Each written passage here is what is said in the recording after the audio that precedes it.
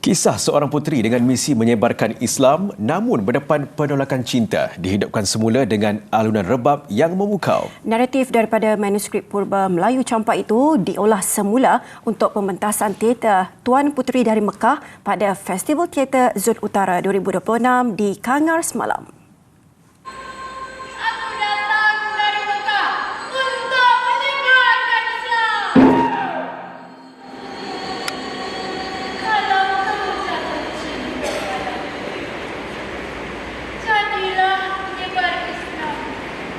Pementasan teater ini dihasilkan pelajar Universiti Pendidikan Sultan Idris UPSI melalui kumpulan rumah bakat.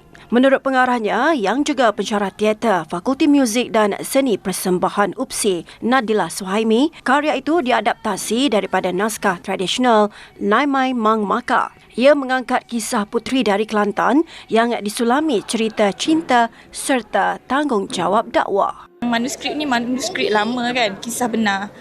Jadi bila kita study tu kita buat research kan.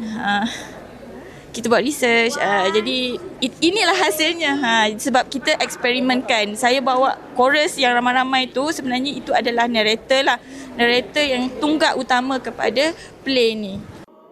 Hasil penyelidikan dan latihan lebih 3 bulan menyaksikan pementasan ini diolah dengan penerapan elemen tradisi seperti makyong dan dialek Kelantan.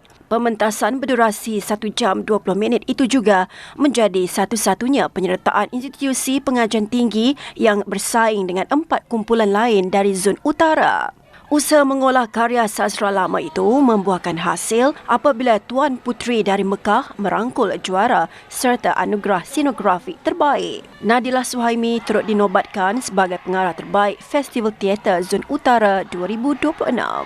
Ini kita nak membangkitkan kembali.